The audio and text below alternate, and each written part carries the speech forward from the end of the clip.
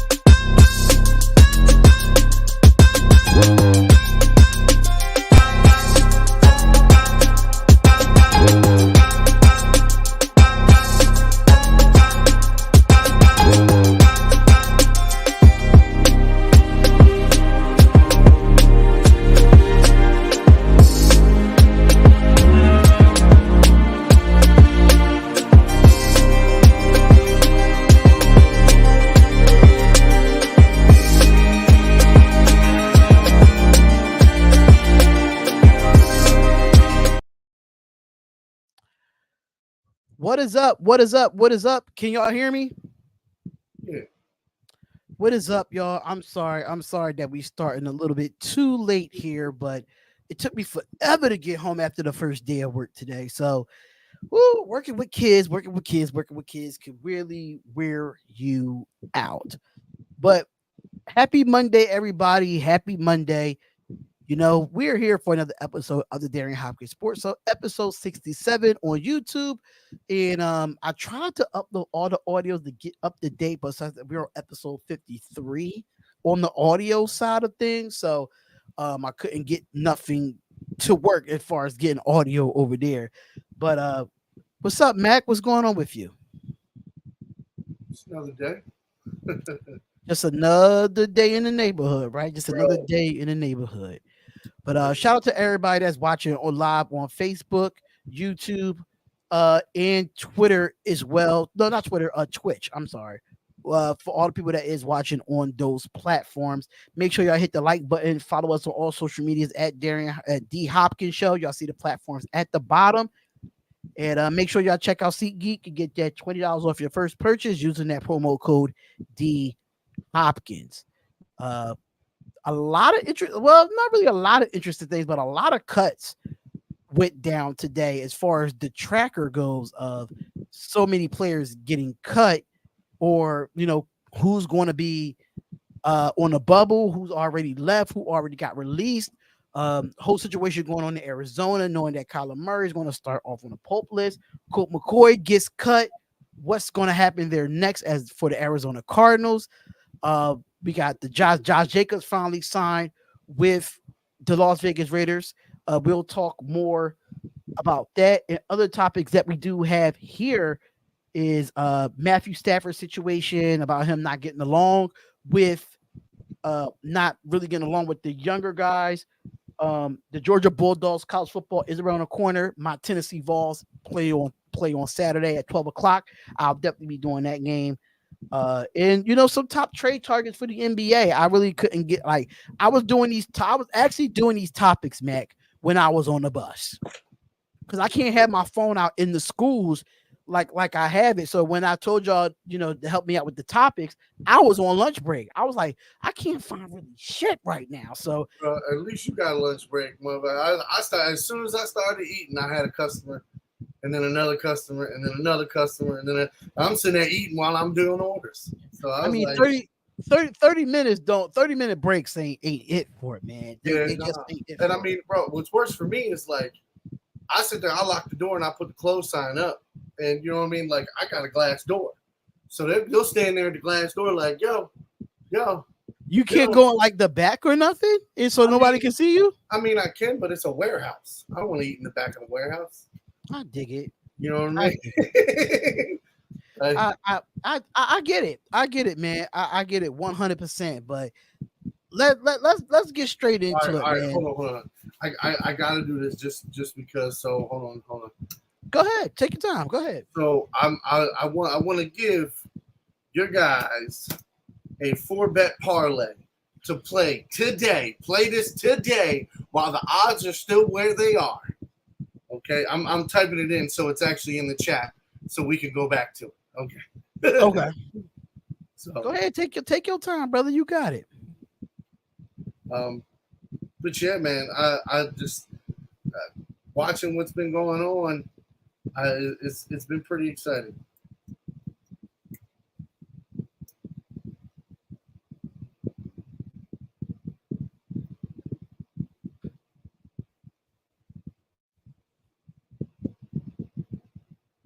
What's going on, Arku? Arku, what's going on? What's up, my brother? Sorry for starting late, y'all. I ain't get into about 5:20. So I was like, I'm gonna push this back to 6 o'clock. Tony Savant, man, I gotta get you up here, Tony. I gotta get you up here, man. What's going on, Anthony Estrada? Anthony Estrada, what's goody? What's goody? Shout out to you. So I'm getting the comments a little bit faster on YouTube than I'm getting it on StreamYard. But shout out to the people that's in the chat, man. I really do appreciate it. And Matt, so, everybody watching this, the Ravens, Commanders, Jaguars, and Giants, go make the parlay now. Go make the parlay now. So if you're listening to this podcast or you're watching this podcast live, make sure you put your parlay in for the Ravens, Commanders, Jaguars, and Giants for week one. For week one. There's your 4-bet parlay. I will give you one more parlay before the regular season starts, and that's it. That's it. I'm gonna start my page probably this weekend. Oh yeah, let's go, Mac. Let's go. It's about that damn time. Yeah, so I'm gonna do my picks. I'm gonna do my rundowns of who I think and why I think that they're gonna win, and then like you said, I'm gonna go off over all that. I'm gonna set up a website for all my actual bets for pretty much all my sports. So it'll be all tied in with my FanDuel, so you can see what I win, what I lose, You know what makes sense, what doesn't. My spicy picks, my smart picks. But yeah, so for the show, fellas, if you're watching, the Ravens, the Commanders, the Jaguars, the Giants. That's my 4-bet parlay.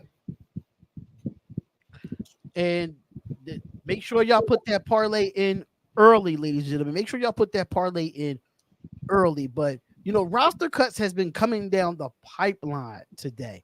A lot of stuff that's been coming down the pipeline today. I know a few Raiders got cut, and that's what I wanted to look at first. So we already waived OJ Howard, Justin Murray, Darius Harris, DJ Turner. That's a reserve injury list. Brandon Parker injury reserve list. Isaiah Brown, Isaac D'Angelo, Doug Costin, Bryce Cosby, Chase Garbers. So it's a few, and the Ravens didn't really, just for Mac's sake, it's not really too many they really cut today. It was kind of like injury reserve more than anything, and that was Mekhi Polk. Y'all waived him. I just gotta let it be known real quick, right? So for the betting wage right now, I have $150, right? $150 is what I have on the bet. So for a $150 bet, I win back $680.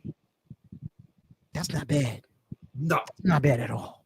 No. So I mean, that's what I'm saying. If you want a safe bet, you want to put $50 on the bet. Look, hold on.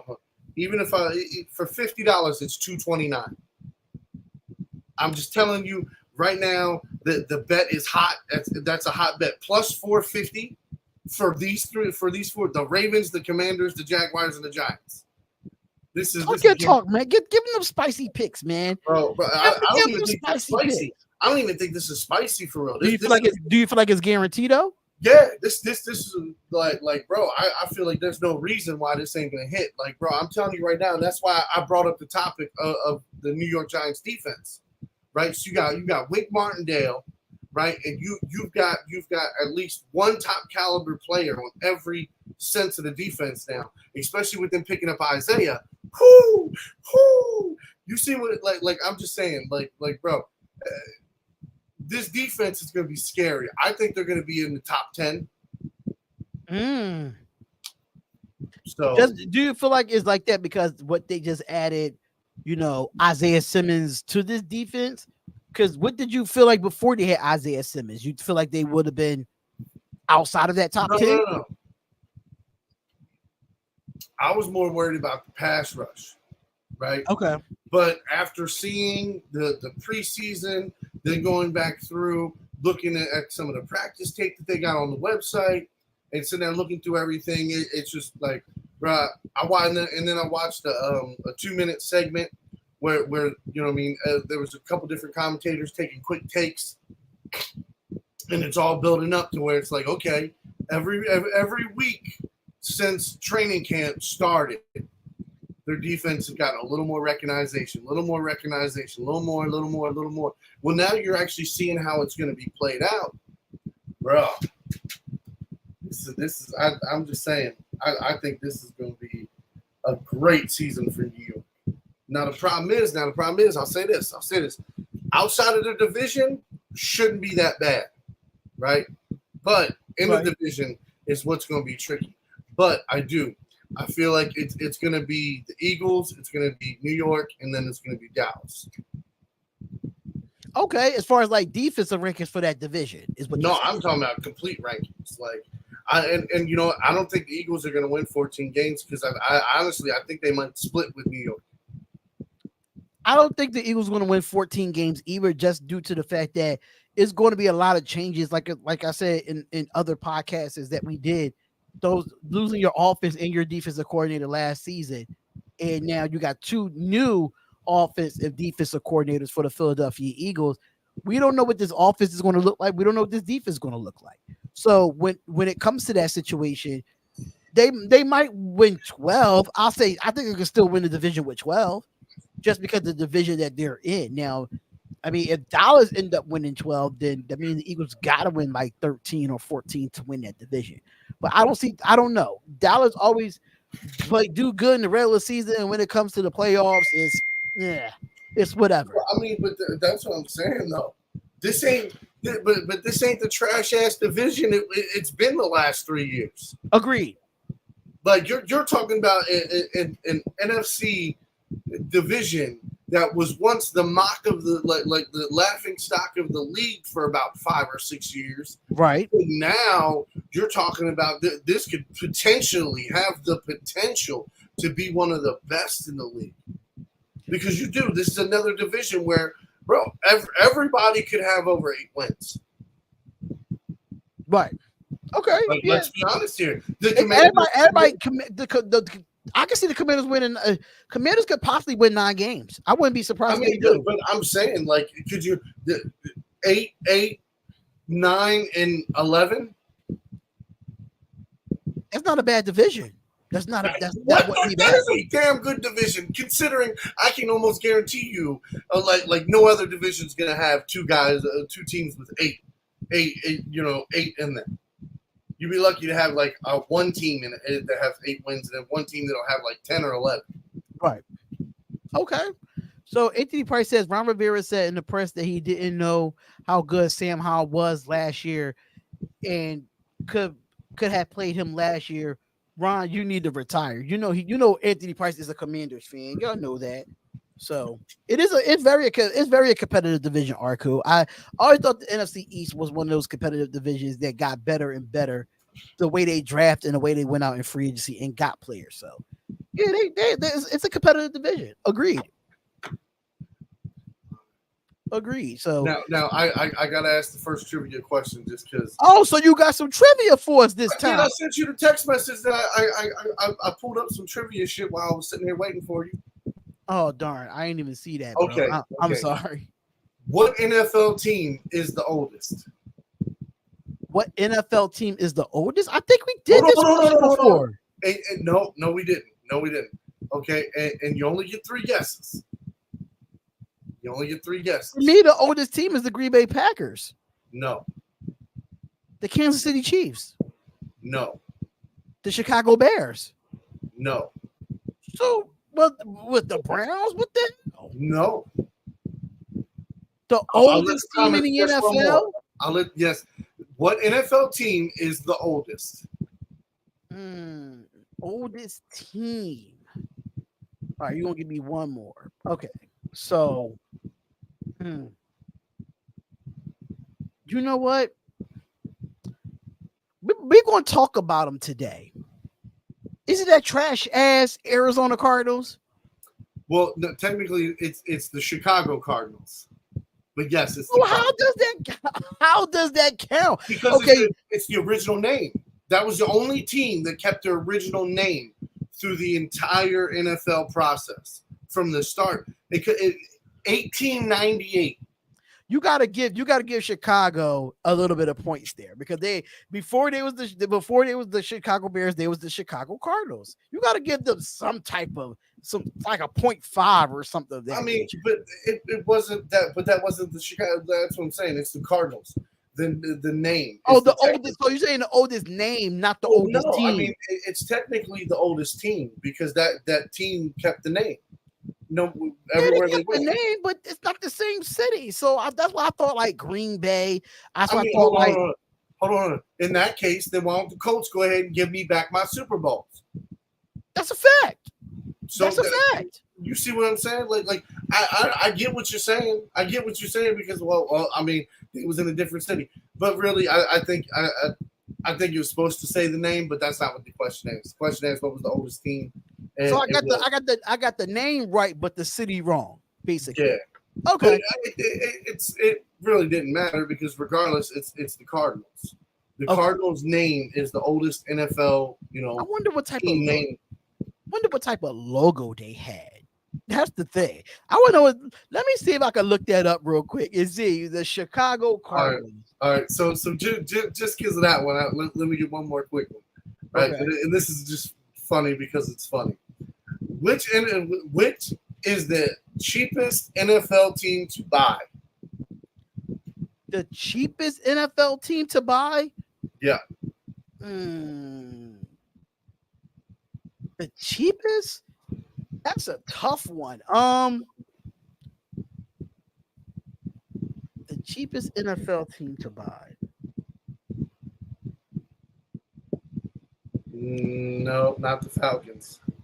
Arthur The Banks. Falcons is cheap though. Don't get me wrong. The Falcons is cheap, even with the Mercedes-Benz Stadium. They cheap because I don't understand how they Not have a Jacksonville. Chick-fil-A. How you have a Chick-fil-A in Mercedes-Benz Stadium and no team play on Sunday, knowing damn well the Atlanta Falcons play on Sunday and Chick-fil-A ain't open on Sundays. So I just had to throw that out there. But no mercy. What's going on, brother? Hey, I heard what you were saying about Chick-fil-A, and I got $1 billion idea for that thing, man. But the cheapest team to buy in the NFL, Sanders is not Jacksonville. I wouldn't say Jacksonville. Cincy, that's where I was going. I was going with Cincinnati. There you go. They You look got cheap. it, Sander. Yeah, no, it seems possible that Cincy would be the cheapest team to buy, especially when they. It's even crazier when they have the coldest quarterback in the league. Yeah. So I mean, I'm going with Cincinnati here. I'm gonna go with Cincinnati. Yeah, it was Cincinnati. That's crazy, but it's still crazy though how they did. I mean, I get it because they're in Cincinnati, Ohio. It's kind of a cheap city in itself. So I mean, I get it. I get it. But do you know who was the second cheapest though? Honestly, for me, my top pick would have been the Washington Redskins because there's no way in hell they should have gone for $6 billion. No way in hell. San Diego Chargers. I would have guessed Chargers. Yeah. Hands down. Why? Because I mean, where's their stadium? They're sharing a stadium with the freaking Rams. That's what I'm saying. So you're literally talking about the cheapest NFL team because you're only buying their facilities. Now you don't even have to pay for a stadium fully. So, actually, I got the list of the top 5 cheapest teams in the NFL, and y'all want from 5 to y'all want to go 5 to 1 here because I just literally found it real quick. So let me just go with this. How they have this set up on sports? Okay. So they got it from 5 to 1 this way. So number 5 is the Cleveland Browns at 282 million. Not surprised. Cleveland was number 5. Arizona was number 4 with 276. New York Jets is 3 at 265. Jacksonville is at number 2 with 258. And the number 1 team they have on here is the Detroit Lions at 244. According to Sportskeeda. That's not a bad list. It's not a bad list, but I think the cheap for me, I think if I had to do 1, 2, and 3, it'll have to be Cincy, Detroit, Jacksonville. Yeah, that makes sense. I'll have to say that.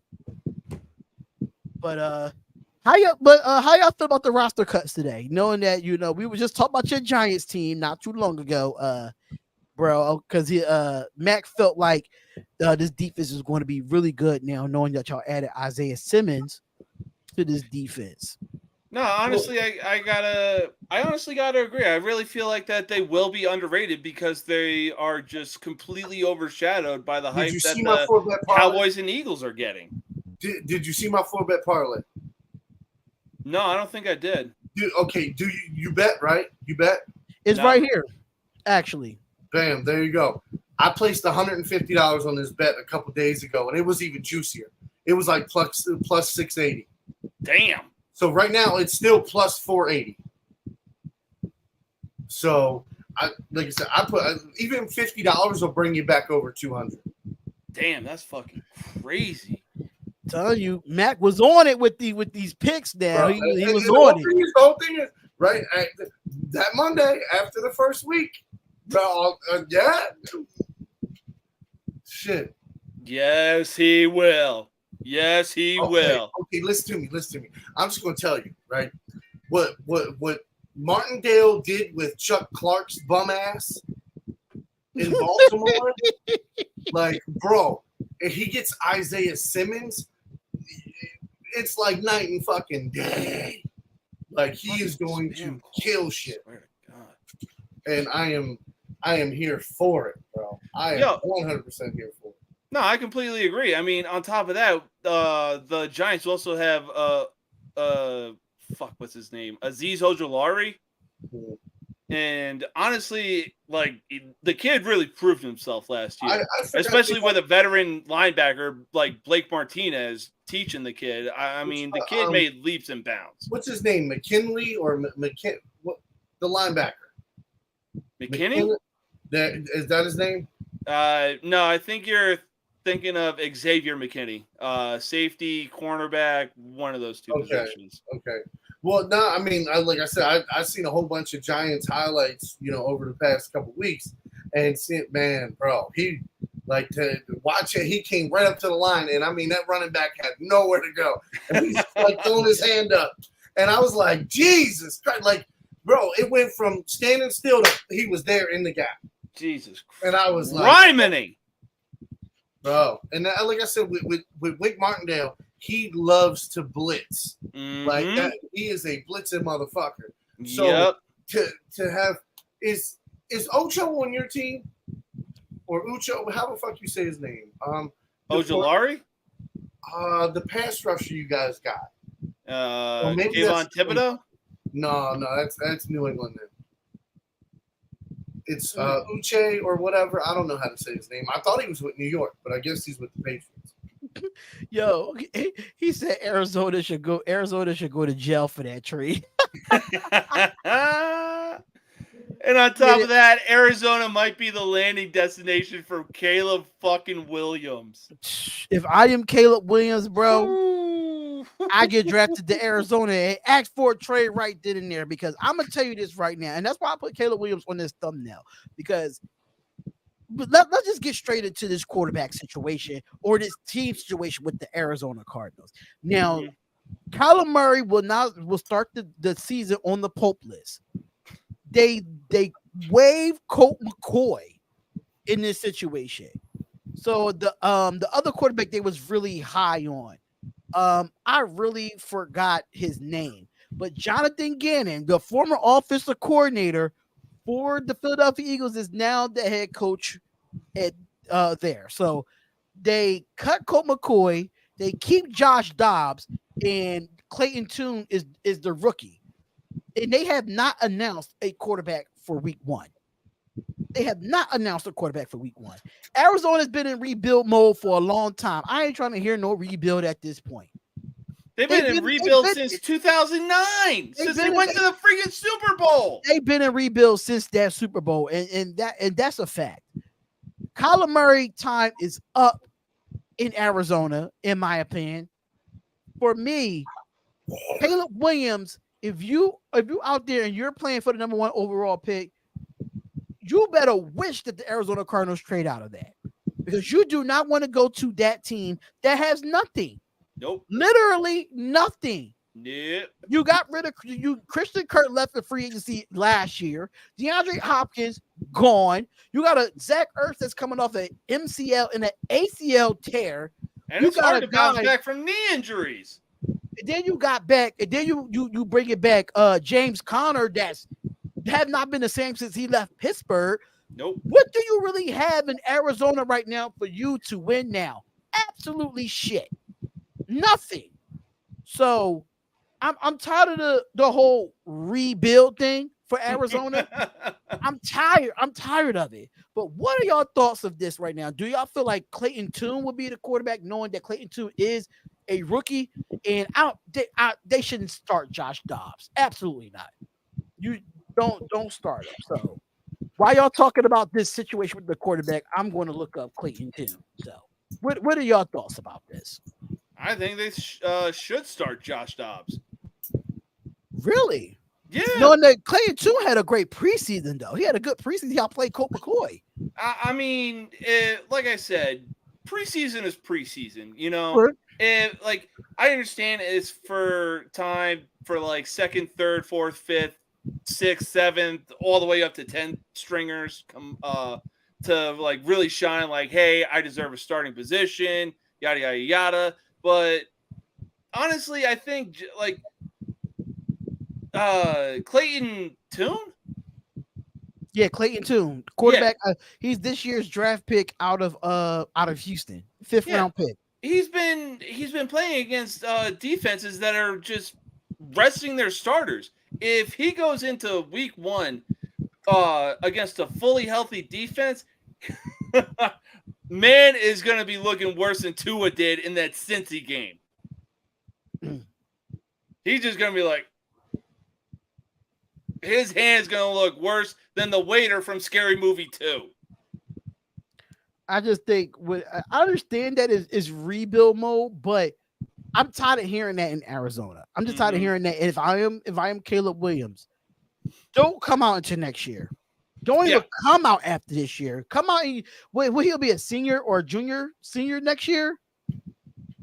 He'll be a senior next year because if he's done this year, that means he's eligible to go into the draft. So he's a junior already. So I think he'll be. I just feel like keep getting your NIL deals at USC and wait till next year. I'm sorry.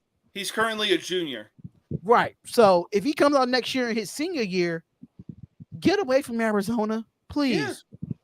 Hell, even next year, he would have a very definitive chance to lead USC to a national championship. Right. Right. Even with the schedule they have now is not that great for them. But how you feel about this? Kyler Murray on the Pope, Mac. They got all these quarterbacks now. They even got Jeff Driscoll on the goddamn roster. Who you think is going to be the quarterback this year going into the season for Arizona? It really don't matter. But the whole Caleb Williams thing, bro, hey, I hope he goes to Arizona. I hope he goes to Arizona and changes that motherfucker. Bro, I see, again, being a football fan, I want to see every team do good. I want to see every team have a chance. Yes, I'm rooting for my team, but, bro, I want to see every team have a good quarterback. Do you understand how fascinating the league would be if everybody had a good to great caliber quarterback? I do. It would be much more interesting football versus you got a handful of teams every year that don't have shit for quarterback. So what do we all know? We all know they ain't winning shit. Now we know this though. If you're going to go get Caleb Williams this year, you have to go out and get weapons for that man. A quarterback is just as good as your offensive line, which they need to work on, and get him some weapons. So if he doesn't have no weapons and he doesn't have an offensive line to block, a quarterback is nothing to an offense if you don't have either of those. Dude's going to be running more than Justin Fields did last year. Maybe. I mean, that's the whole thing. So if they get the first pick at the end of this year, they get the first pick. Caleb Williams comes out for the draft, right? They go off season, and there's going to be a couple big name offensive linemen that's going to come out. Say they grab a couple of those top free agents. They grab another, mid-level free agent for the offensive line. They draft Caleb Williams. They draft him a top guard in the second round. That just revamped the entire offensive line in 1 year and got a new quarterback. So, I mean, just hear me out and then turn around in the third round, grab a running back, wide receiver.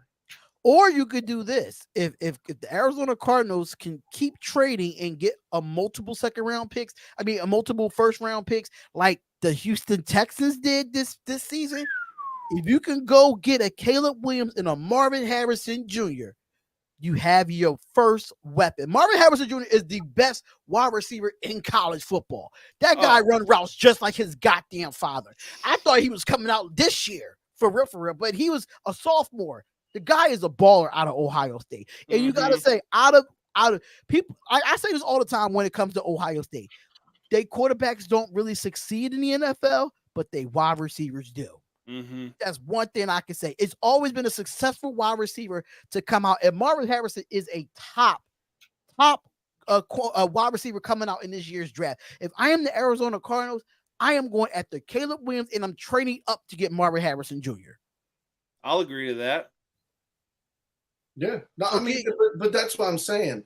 You can adjust and you can upgrade a team within a 2-year gap. Oh yeah, yeah.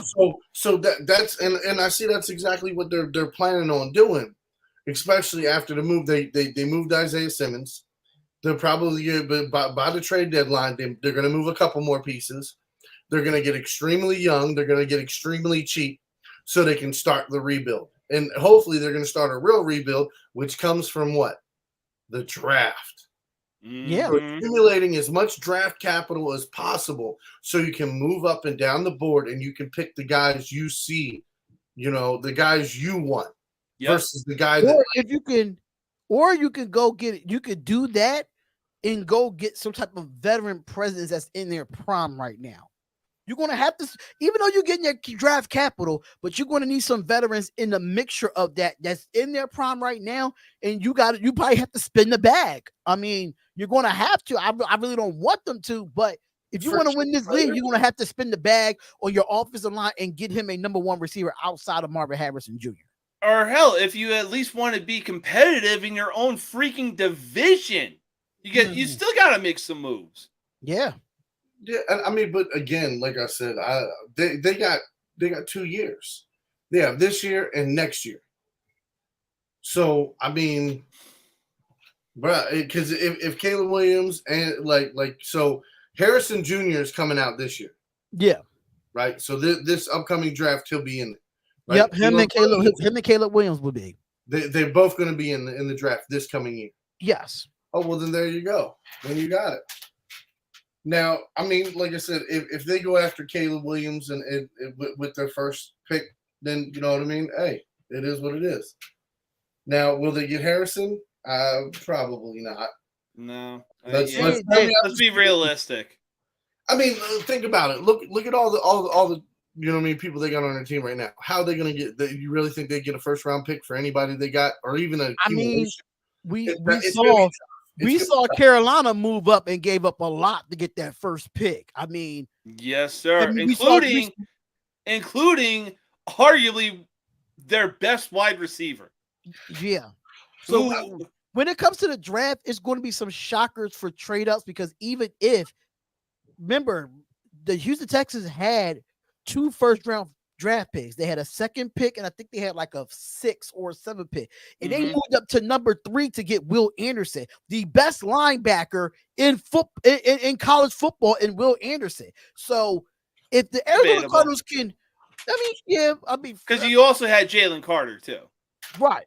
But near there. But exactly. But when it comes down to it, they went and they feel like the best linebacker in college football, and DeMeco Ryans wanted to upgrade their defense. Now, if you're Jonathan Gannon, yes, you want to at least get 2 weapons in the first round and then build your defense in that second and third rounds. That's just me. If I was the coach of the Arizona Cardinals, that's how I would build it. Because if you notice a lot of second and third round and fourth round picks, those defensive players always pan out in those rounds.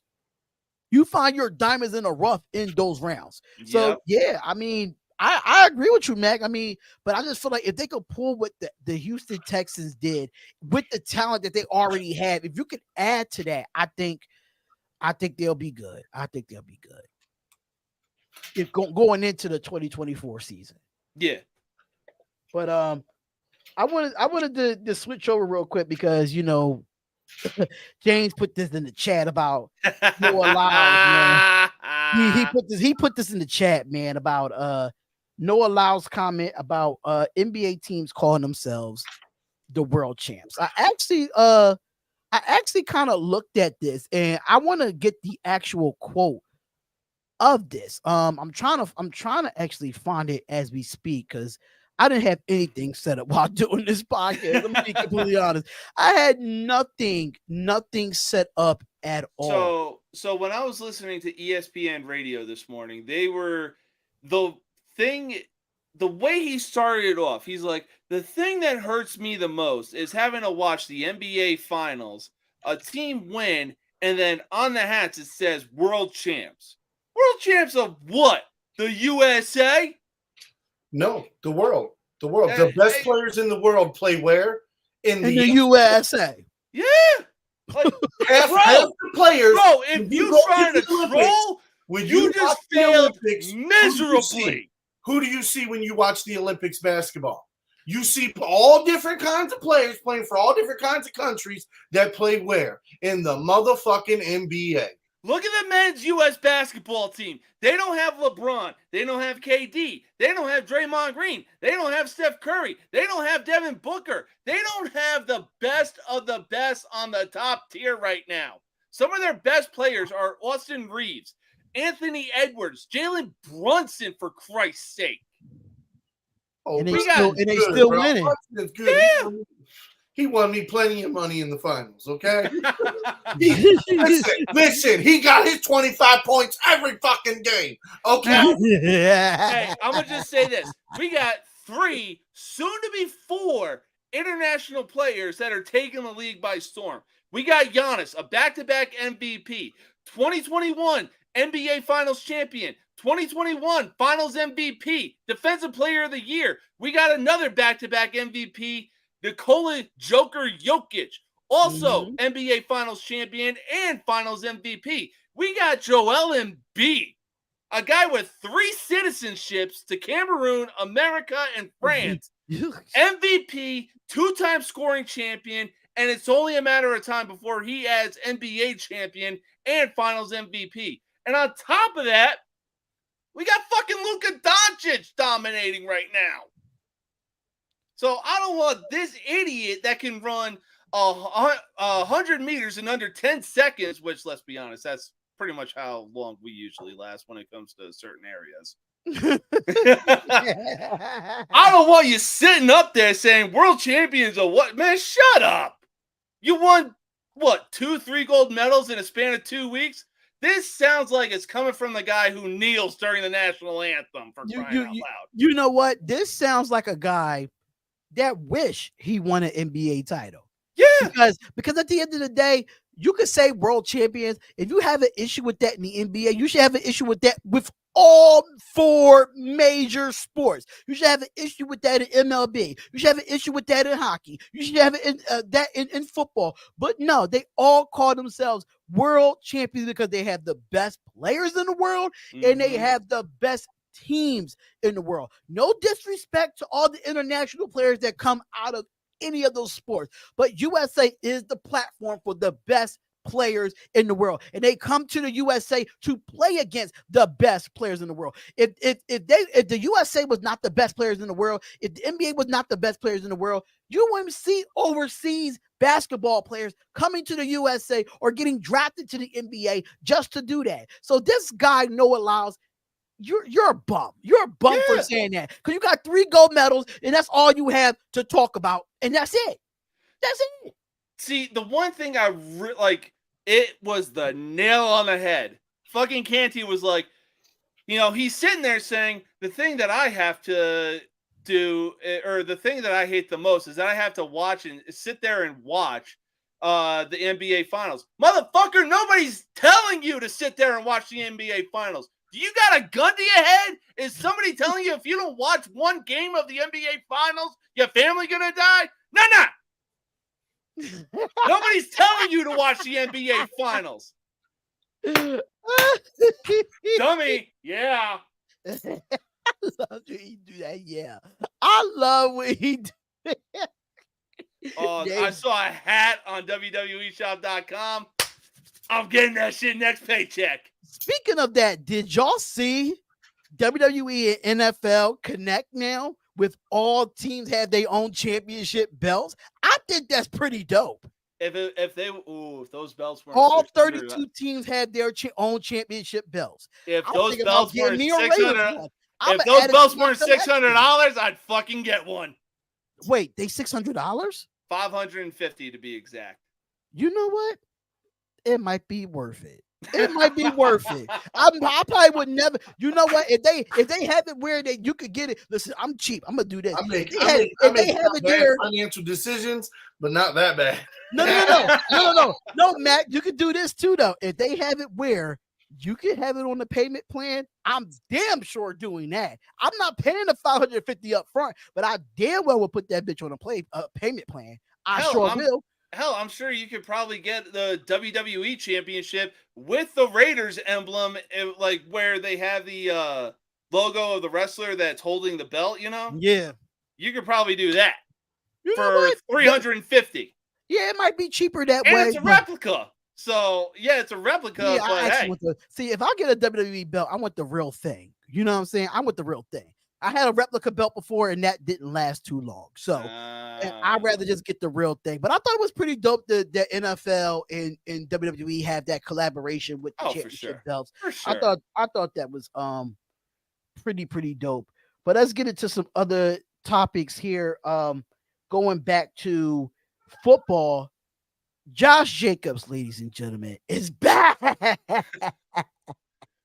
And I said this on multiple shows. If Josh Jacobs take the same Quad Barkley route, he definitely did. So he went with this. He went with the signing bonus. So it's 1 year for $12 million that could possibly be up to $14 million when it comes to roster bonuses and incentives. I don't know the full contract, but I know he had that $2 million roster bonus that got to come out of Mark Davis' pocket. That don't have nothing to do with the salary cap. But how do y'all feel about this? You know, Josh Jacobs coming back and being ready for week 1. And Matt, you're going to say, oh, it's looking good for me against Denver in week 1. It is looking even better now that Josh Jacobs is back. But how y'all feel about the NFL leading rusher coming back? And what's your expectations? You think he could repeat how he did last year? I mean, there's no expectations here. We know what he's going to do. This isn't a question. Okay, I'll say this. That's a loaded question. Because you know what he's going to do. As long as he's healthy, he's going to produce. And I mean, am I happy he's back? Absolutely, for football.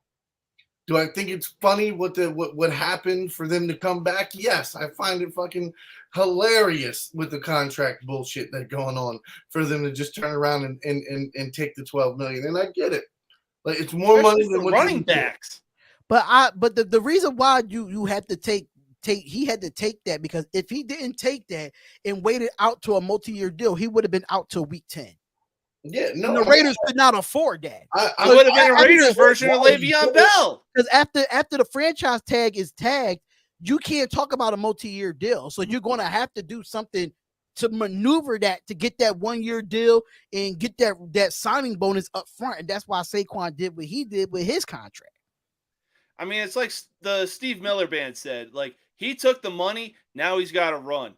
Honestly, like, it's better for that these guys like Saquon and Josh Jacobs just took the money versus waiting out, because they easily could have been another Le'Veon Bell situation, just holding out, waiting until they get more money, then signing to another team for less money, and then getting plagued by injuries. Right.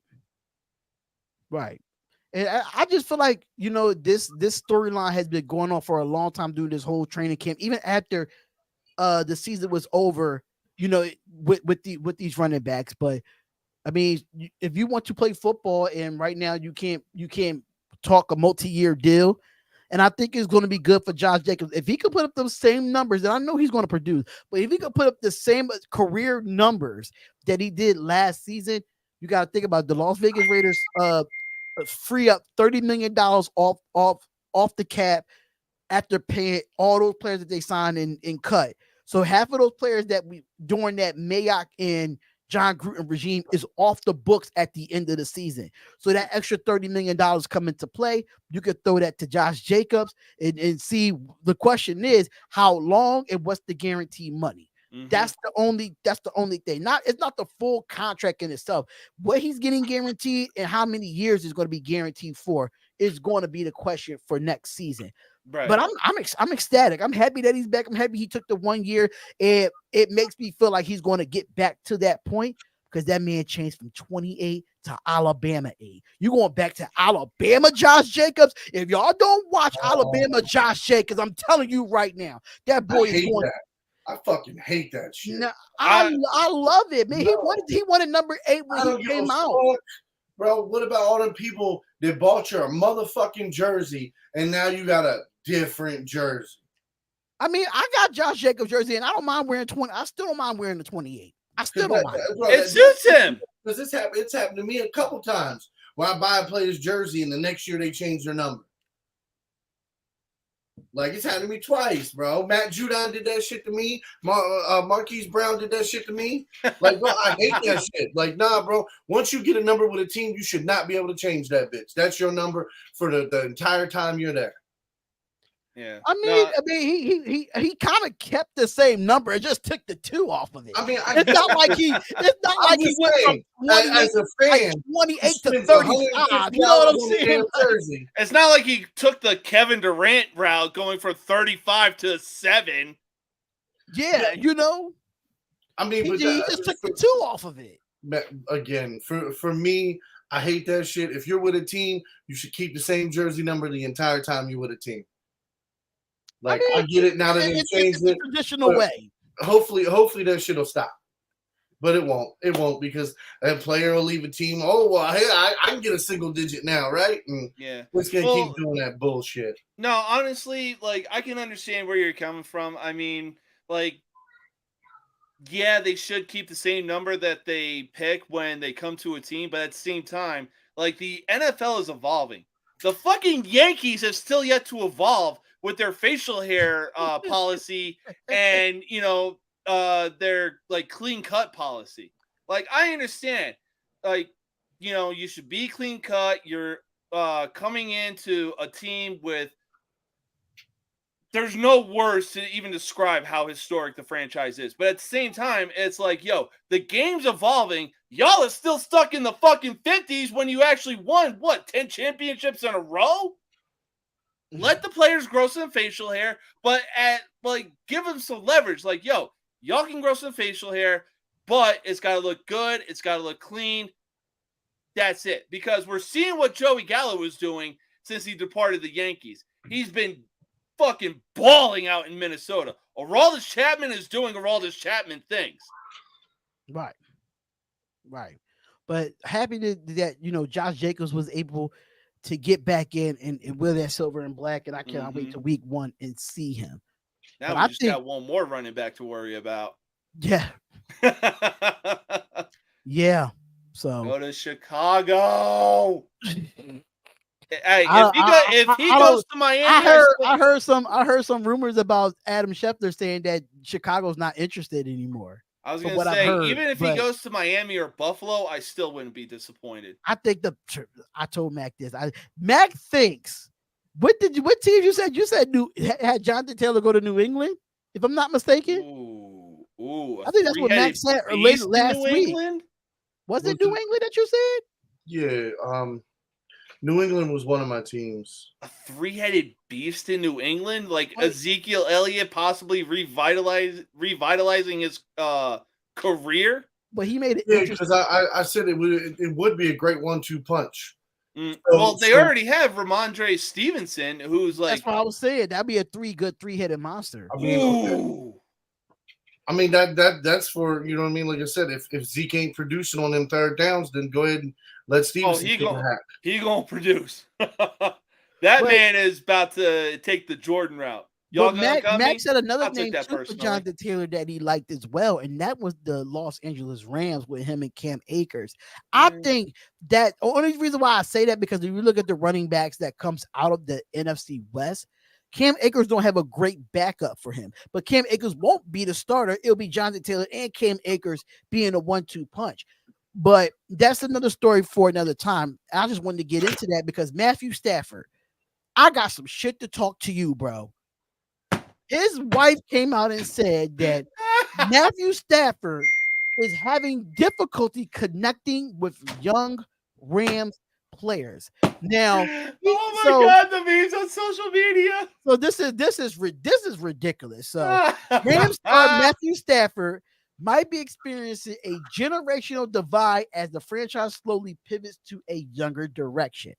Now, Matthew Stafford's wife, Kelly, detailed on our podcast, which is Morning After with Kelly Stafford, via Carl, I guess his name, he's got this from Sports Illustrated. He said how the 2014 Pro Bowler has sensed a shift with the team. And this is what she said in quotations. He's like, the difference in the locker room has changed significantly. That's what Kelly said. They have a lot of rookies on their team and they're very young. But he's like, I feel like I can't connect. In the old days, you could come out of practice, you'll shower, and the people be playing cards, interacting. But now they get out of practice and meetings during training camp and go straight to their phones. What the hell? Stafford also apparently found that it's odd to be treated more differently with some other teammates addressing him with sir. So the Rams have experienced quite change of fortunes after winning the Super Bowl in February of 2022, where it looks like the Los Angeles Rams could at least contend for a few years. But the organization is taking a step backwards without embracing a full rebuild. Now it says Ashawn Robinson, Taylor Rapp, Nick Scott, and Troy Hill were among of the noted departures for free agency, and Jalen Ramsey getting traded to the Miami Dolphins. The Rams, meanwhile, welcomed 14 new players through the 2023 NFL Draft. Then it says that this kind of turnover can leave a veteran such as Stafford in a potential difficult position, whether he likes it or not. The 35-year-old is an elder statesman on this roster, and it sounds like the adjustment isn't coming easy. What are y'all thoughts about this? About Matthew Stafford saying he's having difficulty connecting with the younger generation of the Rams. Hey, what's going on, Brittany? What's up, cousin? What's up? So I can honestly say, I get it. Because, it's the same thing back when I played football. Like, after practice, you hung out with your buddy, you know what I mean, with your teammates and all that good stuff. Like, you did shit together. Now, you don't do shit together. So, it's just everybody playing on their phones. You can't walk up and you know what I mean, you start talking to somebody, be like, oh, hold on a second. And, bro, it's happened to me many times. I find that shit super aggravating.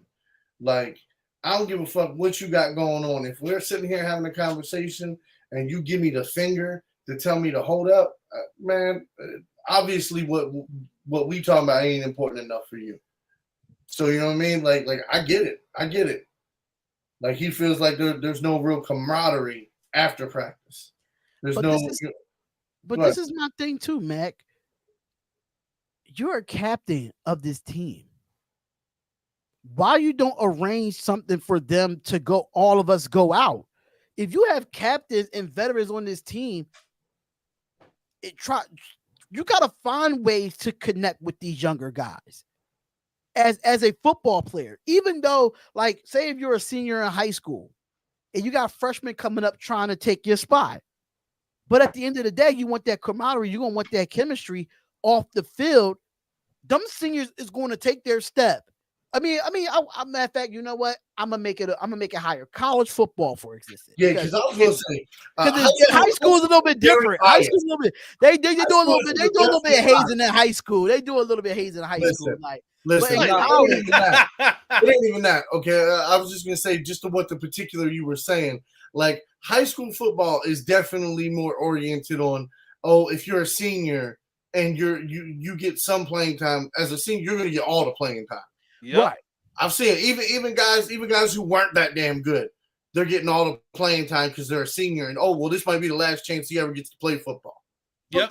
But just in my analogy, they still gonna want to go out after games or go out after practice. The seniors gonna be like, yo, let's go have a drink or something of that nature. Is Matthew Stafford doing that with these rookies?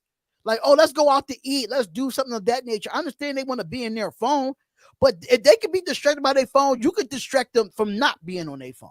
Yeah, it's vice versa in this situation. So we don't know what Matthew Stafford is actually doing in this locker room to be like, let's do this, let's do that, because you're a captain, you're a leader, you're a Super Bowl champion. Rookies is probably going to come up to you, but at the same time, you got to come up to them as well. So you got to meet these rookies halfway. That's what I'm saying. That might be why he's saying it. Maybe he went in the locker room and was like, hey, guys, come on, let's go do this after. Right. And everybody was sitting on their phones, not paying attention. And honestly, for me, it's like communication is a two-way street, you know? Right. Communication is a two-way street. I absolutely agree. But I don't know if Matthew Stafford made the initiative to do that, then I understand his point. But if he didn't make that initiative and not talk to these rookies, then what are you actually doing in this locker room for this team to believe in you? Especially it's a young football team. So we see it from both sides.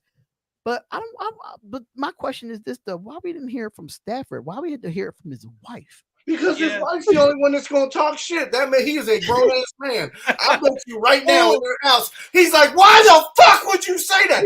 Don't put no fucking words in my mouth." Well, no. I'm the one on the field, bitch. You sit back and shut the fuck up. Hey, no. This man gave his life playing for the Detroit Tigers. He should know the goddamn struggle. Oh my God. Oh, Mo Green, you gotta slide up through the comments. You gotta go up to the comments. I put my 4-bet parlay. Go make your money. Put your bet in. Mo make his money doing NASCAR. He does it all. He bets on NASCAR. He bets on anything that he can get his hands on. That's one bet in mother effort. And he wins really well too. NASCAR, he won some big money in NASCAR. So I mean, yeah, look. NASCAR is one thing I won't gamble money on. I'll bet on the horse races before I bet on NASCAR. I think he betted on horse races too. Yeah, I'll agree to that. Like that, because NASCAR, you fuck around. Even if you pick the top guy, he could get an accident, fuck his car up, and fuck loose traction in one of his tires, and he's got to go the whole race with bad traction because his axle's fucked up. Like anything. Oh yeah, he do horse racing as well. I mean, bro, horse racing for me is fucking easy. It's super easy. So I might have to talk to you behind the scenes, man. I need to get into this betting thing for the NFL season, man. I do, bro. I might try college football this week. I might do it for week. You know what? Just for you. I'm gonna read you my week 1 NFL bets. Right, and I'm only going to do this one time. So, ladies and gentlemen, please pay attention. Okay, week 1 of the NFL, the Kansas City Chiefs are going to beat the Lions. Right, the 49ers. So you got to ask straight up. You don't have no they by the spread. You just have them straight up. This is win and lose. Okay, say no more. All right, I got the Chiefs winning a tough game. Mm-hmm. I got the 49ers barely getting out of Pittsburgh. I can see that. I can see that. I got the Falcons killing the Panthers. I got the Ravens beating the Houston Texans. Yeah. Right. I got the Cleveland Browns beating the Bengals at home. Ooh. I got the Vikings beating the Buccaneers. I got the Commanders beating the Cardinals. I have the Saints beating the Titans. I've got the Jaguars beating the Colts. I've got the Rams beating the Seahawks. I've got the Eagles beating the Patriots. I've got the Raiders beating the Broncos. I've got the the Packers beating the Bears. Oh, fuck you! I got the Dolphins beating the Chargers. I got the Giants beating Dallas. Okay, now you just made up for that. And I have the Jets beating Buffalo. Ooh. Oh, I like that. That is a bold prediction, my friend. You know what? I might have to go with you on that and have the Jets beating Buffalo in week 1. Especially if it's in Buffalo. Y'all must not forget, Aaron Rodgers can play in the cold. Yeah. He can play in the cold. He on West Coast time and play in the cold. He can definitely play in the cold. I mean, honestly, he gotta stop being Squidward choking on that cake with the fork in his throat, though. All I'm saying is, listen, you run this parlay now for $1. It is 10,000 on the comeback. $1 will get you 10,000. Wait, on what app though? On what app? FanDuel. Okay. I gotta call FanDuel because I forgot my betting account is locked for some reason. I don't know. I just got the email saying it's locked. I'm like, I haven't used FanDuel in who knows when. So no way on the Dallas game. Listen, I will tell you now, Dallas don't score over 21 against the Giants defense. Put money on it. Put money on it. Mac talk is spicy today. I got $1 on it. Who want to match my $1? The fuck out of here. Nah. Losing. You better do that one song. I got 5 on it. Oh, that's a classic right there. I only had $1. Oh, that's a classic right there, man. But I want to get into come on, it would be 28-20 Dallas. That's what he said. Bro, Dallas ain't scoring no fucking over 21 points on that defense. Bro, there's no he's at 28-20. Listen, Dak, if Dak starts the season, guess what? Dak throws 2 interceptions. Dak throws 2 interceptions. You know what? I'm down with that. Especially with some pressure from Dexter fucking Lawrence and Leonard Williams. See, but and again, that's just the tip of the iceberg. That's just the tip of the iceberg. Your secondary is solid as shit. Them 2 safeties that you have now are both downhill running, hitting motherfuckers. Bro, I promise you, if Dak Prescott makes it past that line of scrimmage, he's getting folded. I'm telling you now, I got a bold take here. My guy from Tennessee, Jalen Hyatt, will have at least 85 to 90 yards against that Dallas Cowboys defense. Watch when I say it. When I say it. Jalen Hyatt looked good in preseason, but I bet he was a baller at Tennessee. He was a baller. I'm telling you, Jalen Hyatt. I'm not saying 100, but I give him 85, 90 yards, like 7 receptions. Especially when he had Hendon Street Hooker under center.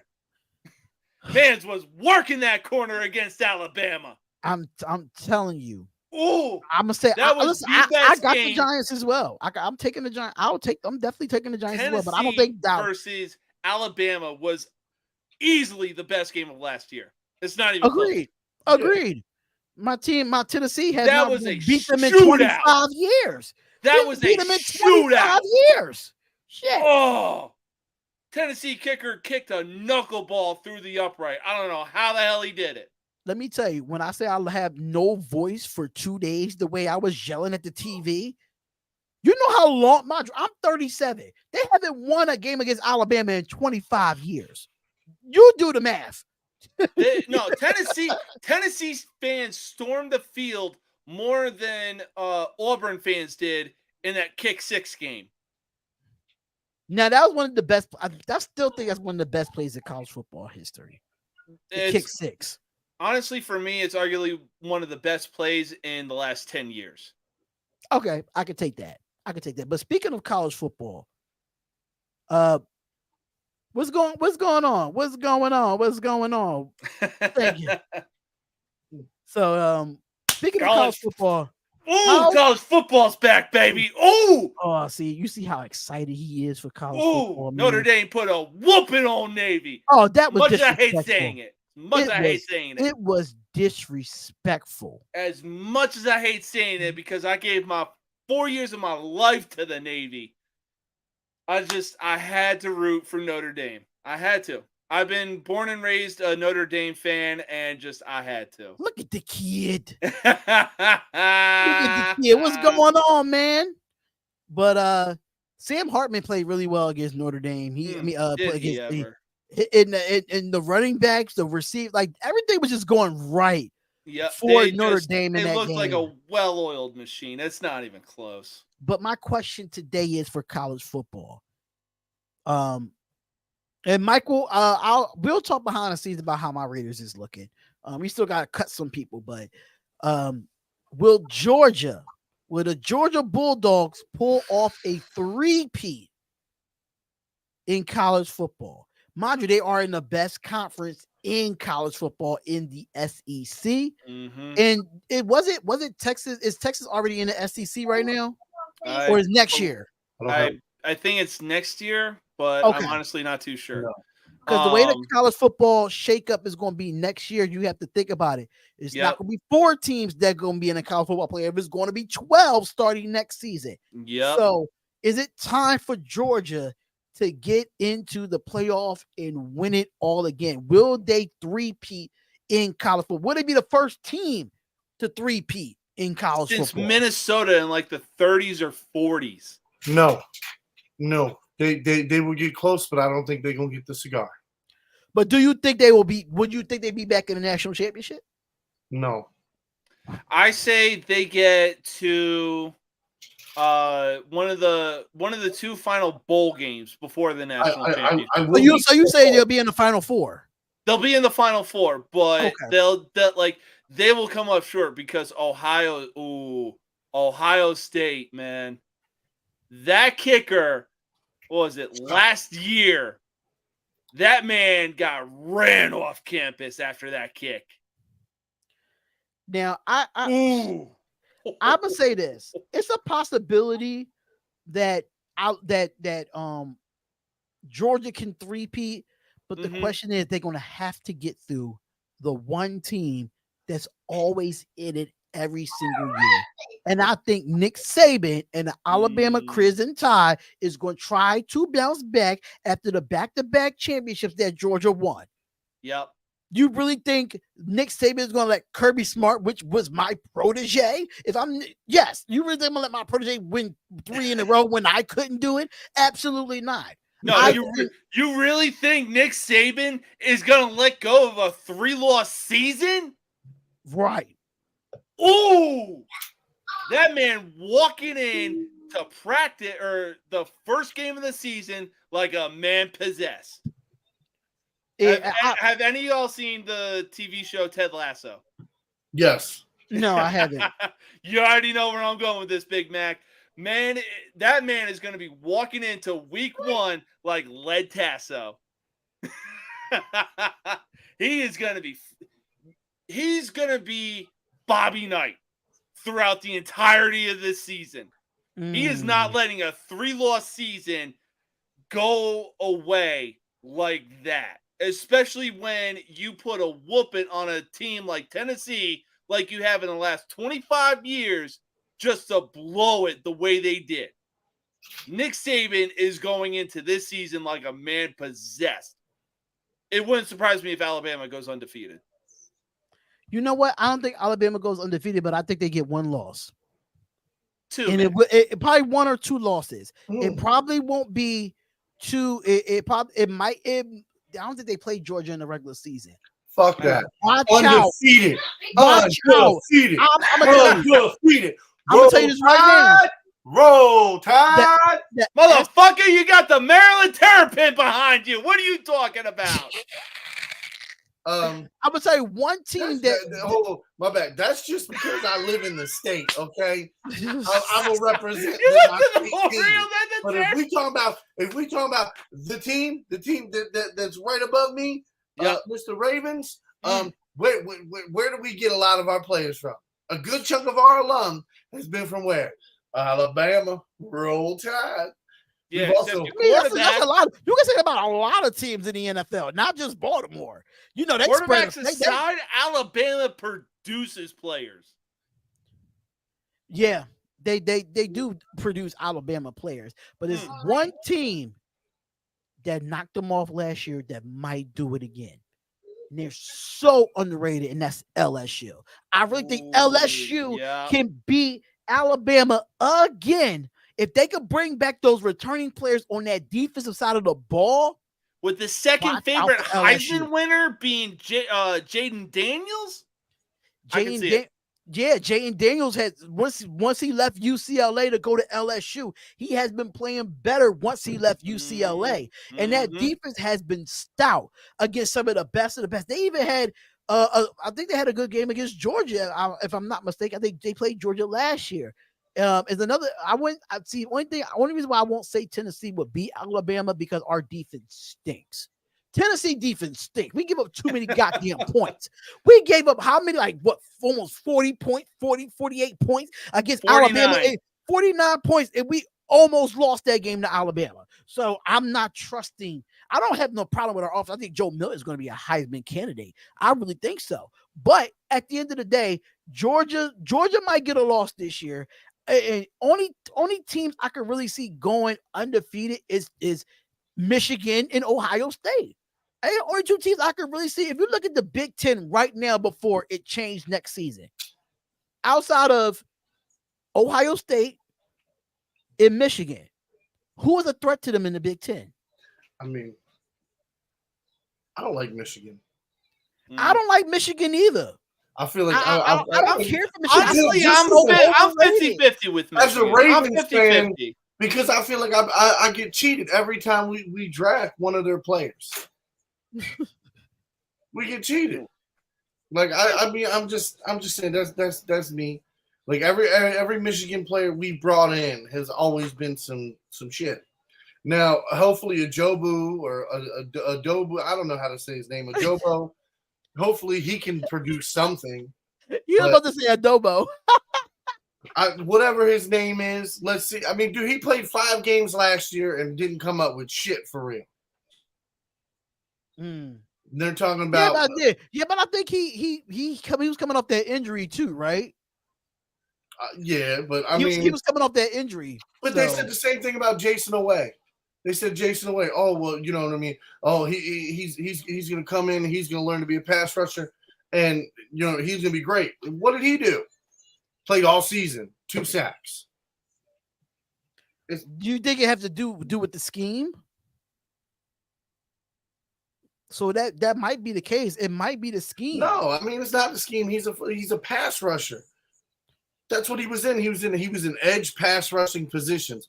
He wasn't put in there on the inside versus a guard or just straight up versus a tackle. Like he always had the outside edge.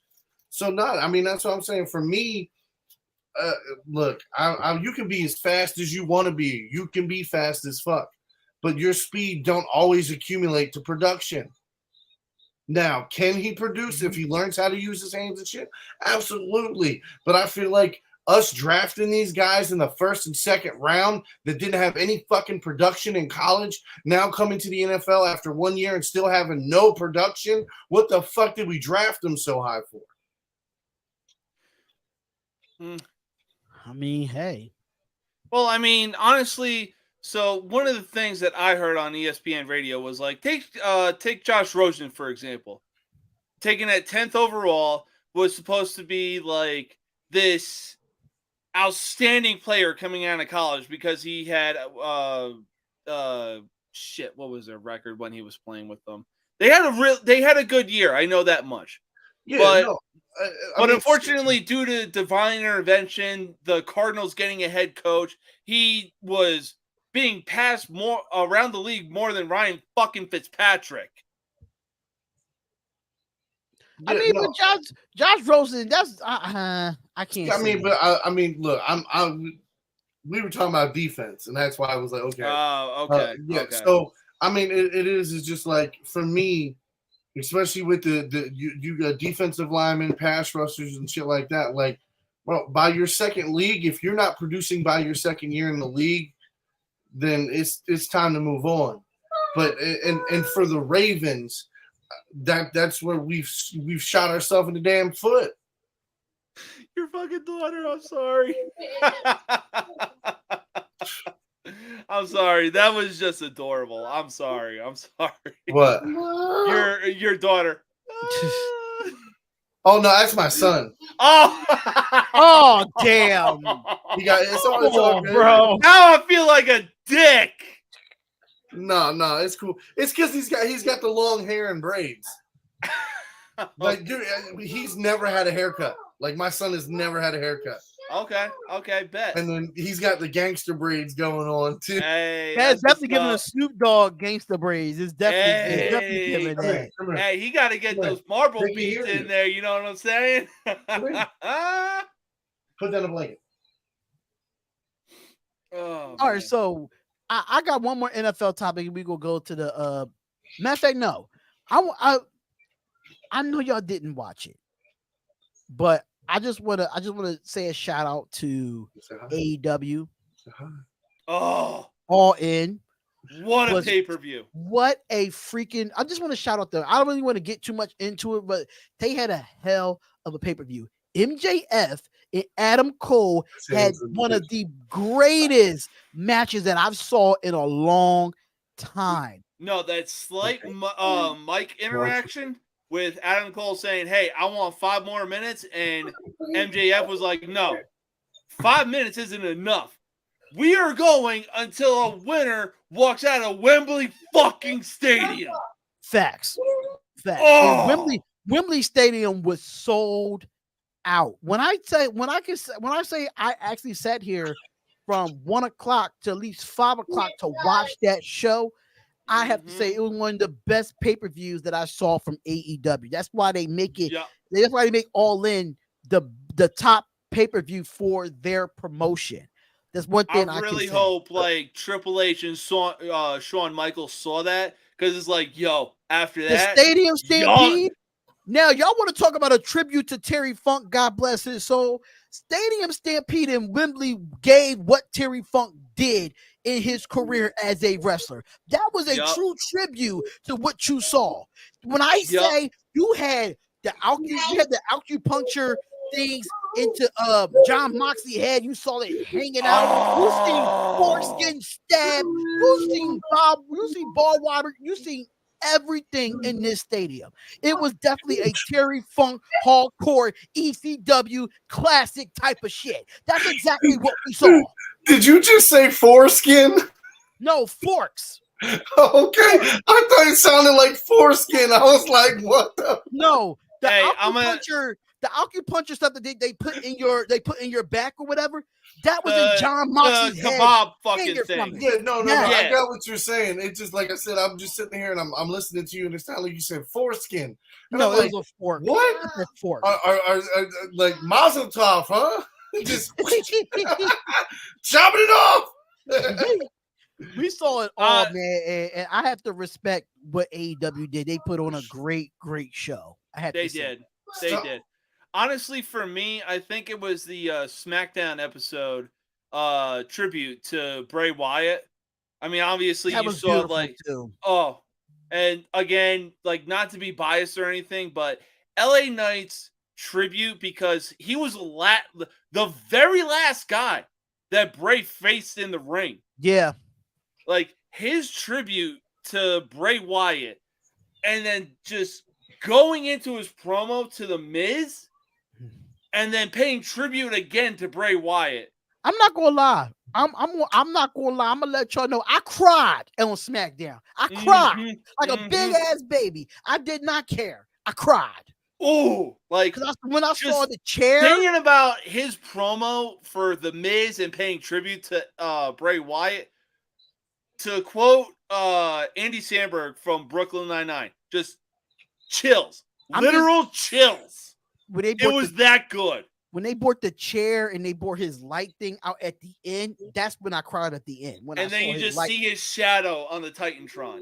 I was like, yo. I thought he was there. I was like, holy shit, y'all got like that's what I thought. What's them called? Them holographic thingies that they had on the screen. I thought WWE did that, but I just wanted to shout out AEW for a great pay-per-view for All In. I thought it was a beautiful event. WWE, y'all gotta step your game up after that. And they did announce that they will be back in Wembley for All In next year, so that's going to be pretty dope. Oh my god! And then you got Saraya winning the AEW Women's Championship on her home turf, aka that used to be Paige in WWE. Now that's one. This is the last thing we're going to talk about. We're going to move forward. But Paige, aka Saraya, they said that she could never wrestle again with her neck injury. They told her she shouldn't. She's a fucking danger. That's why the fucking WWE kicked her out. Do you understand how many fucking how many wrestling moves she's botched? I watched her botch wrestling moves all in the 2010s with the fucking WWE. She was a shit wrestler. Shit wrestler. She should have never got a movie. She should have never got shit with all the fucking people she hurt by fucking not being able to wrestle. Bitch, work out. Try fucking wrestling instead of running your goddamn mouth. Nah, bro. I'm sorry. That's the one wrestler. I watched her. I was watching wrestling. I disagree. Bro. Hey, hold up. She married to a gem, being Ronnie Radke. That man, I swear to God. I disagree. I mean, when they brought her back on Raw the second time and then switched her over to SmackDown, and she came back in the ring, and who the fuck did she fight? She fought somebody one of the blonde haired girls. I forget. She got her in the corner, and all she was supposed to do is take her over and slam. She gets her up, and she drops straight backwards, falls. Girl gets fucking choked up on the fucking ring, rips her fucking head sideways. Like, now, after that was it. My wife and me watched that fucking show. My wife was like, that bitch shouldn't even be on the TV. I was like, no shit. And that wasn't the only person. Mistakes and wrestling mistakes happen like that. We seen the best of the best do it.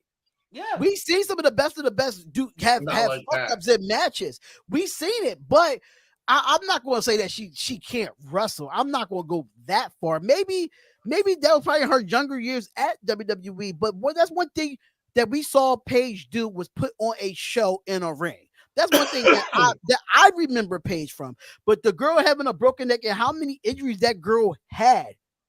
And she, mind you, I don't know when the last time she's been in the ring at AEW, and then the fact that she gets in the ring, she makes her opportunity in the Fatal 4-Way and wins it in her hometown. I mean, her mother was a professional wrestler in herself, and her dad. But I can understand why.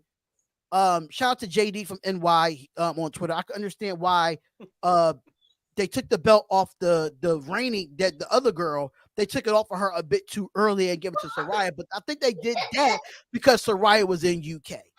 I think Saraya will lose it though. That's honestly what I thought too, and I really believe it's like either going to be the former champion or probably somebody like Tony Storm that gets the championship. Yeah. So, but it was some great matches overall. So, shout out to AEW for that dope event. Thank God I had the Fire Sticks. I was not paying $50 on Bleacher Report for that pay-per-view. Absolutely not. So Bleacher Report, you did not get my money. I'm sorry. I'm gonna just say this. We saw the biggest 3-man scissoring in front of 81,000. It's so weird. That is very weird. That ain't weird. That ain't weird. That's weird, bro. A 3-man scissoring like with their fingers. Come on, bro. That's weird. I mean, I'm from the Navy, so it's nothing new to me. I mean, for you.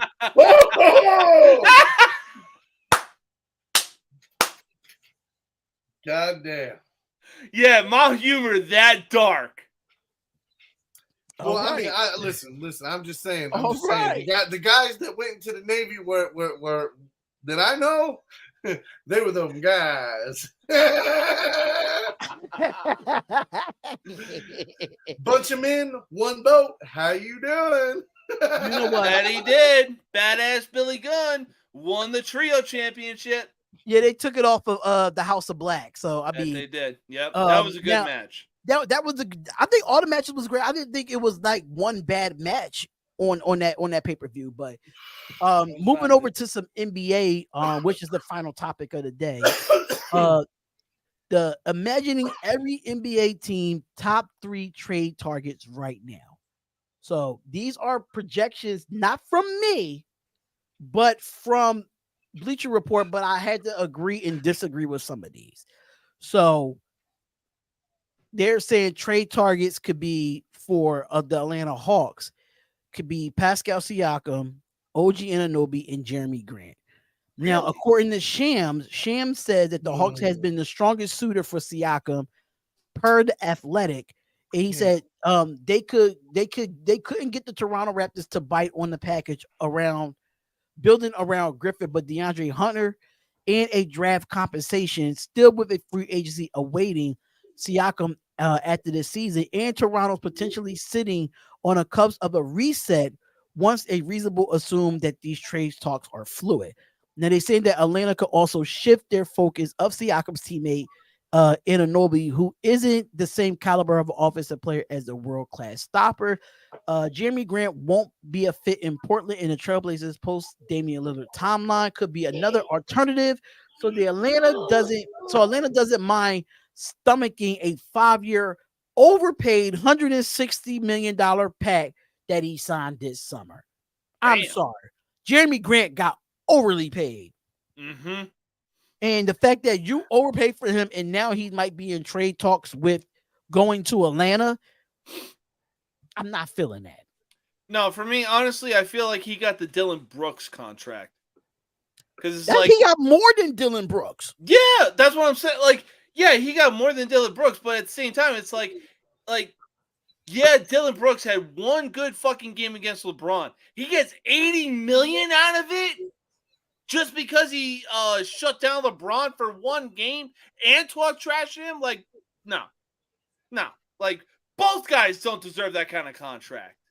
Bro, these names that they have on these trade targets, yo, I'm telling y'all right, these are some asinine trade targets that they have. Listen, I'm not gonna lie. When you said the Atlanta Hawks, I thought you were gonna say that somebody was gonna try to trade for Trae Young.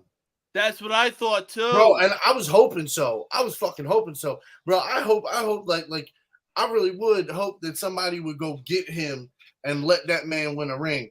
Because I mean, no offense, he's too good. He's too good. The Hawks wasting his time. Atlanta. Why are you wasting that man's time? You should be putting a fucking squad together. You should be trying to win now mode. You got fucking Trae Young. You get a half decent center, a nice power forward, a motherfucking shooting guard that He's can basically shoot back in Oklahoma again. Yeah, you shut down Trae Young in Oklahoma. That team ain't doing shit. There's a reason that they got eliminated in the second round of the March Madness tournament. Agreed. So they got the Brooklyn, the Boston Celtics here, and they trade targets is Dorian Finney-Smith, Tyrus Jones, and TJ McConnell. What? Yup. And it says Dorian Finney-Smith that plays for the Dallas Mavericks, Tyrus Jones. He did get traded from the Grizzlies to, I forgot he got traded. No, he got traded from the Grizzlies to somewhere else. And TJ McConnell used to be a 76er, but he always on the move. He's always on the move. But I mean, it just said if Boston could squeeze in a 3-and-D wing into the budget that give this team someone who can, spell the J's and slide with the small switcher lineups. They say Finney-Smith fits their archetype as well as anyone provided last season. Shooting woes of 33.7% don't persist, but his 38.9% splash rate over the 3 prior campaigns gives hope that they won't. But they saying the Celtics could sneakily be in the market for another guard. They might seem deep on that surface, but Derek White has never been a primary playmaker. Malcolm Brogdon has a long-standing beef with injury bugs, and Peyton Pritchard has yet to prove that he can stick as a rotational regular. If Boston needs more passing, Smart was the top table setter last season for that position. Then a reliable ball mover. Smart was for Pritchard to give Pritchard more time. And it says but it says here that a reliable ball mover like Jones and McConnell could make a lot of sense. Now, Tyrus Jones, I wouldn't say as far as a ball handler that could pass the ball, but TJ McConnell don't get a lot of respect in his league. I mean, he's very underrated when it comes to passing the ball. He can average about at least 7 to 9 assists a game. He's not really he's not a shooter, but he could definitely pass the ball really well. I watched him when he was with the Philadelphia 76ers. He was definitely a spark off the bench. But I don't understand why they're not giving Peyton Pritchard a chance. I'm not a big fan of Peyton Pritchard, but if you get him more in rotation and give him that experience, he can give you the same thing TJ McConnell can. I mean, my whole thing is look what he did in the playoffs last year. Like, he had good minutes.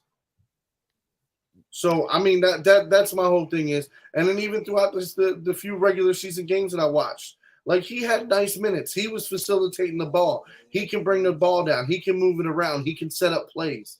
Like, bro, that's what I'm saying. He's almost the same type of player as Marcus Smart. That's why I thought they got rid of Marcus Smart, because they were like, well, we got Pritchard. Pritchard can do the same thing that Smart can do. He's going to be one of them guys that'll give you 110% every play of every game.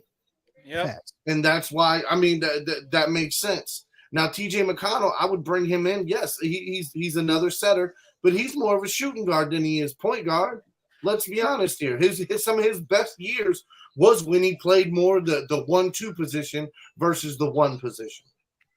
What's good, Crazy Clips? I definitely actually know you, bro. I was basketball edits from your NBA streams. What's going on, Crazy Clips?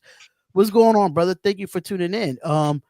This one right here, I want to know how y'all feel about this. The Brooklyn Nets is up here now.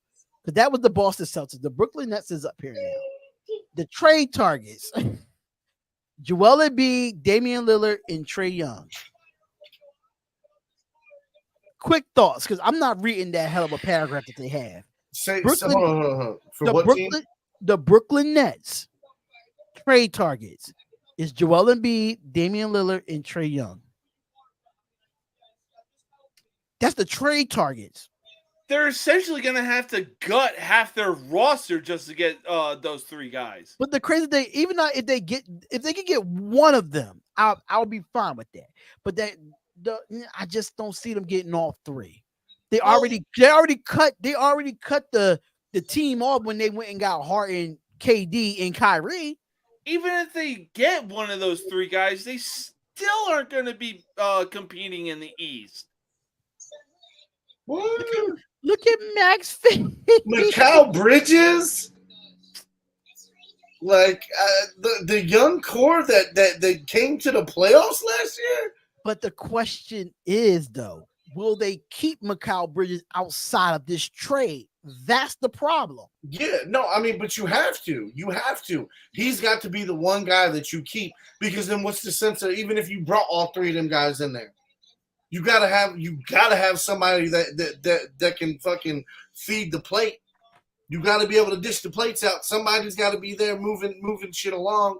Guarantee you they don't. If they try to go after somebody like Joel Embiid, guarantee you they don't.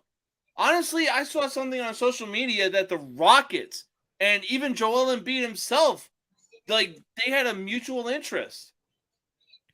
Yeah, you didn't have to change that, bro. They didn't have to change it. But you know who I really wish would go get him? Detroit.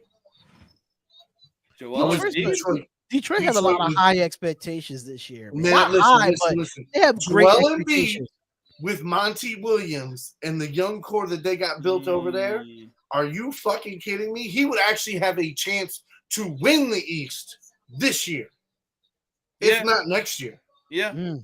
Because you're not going to tell me what they have over there isn't already better than the 76ers were this past year.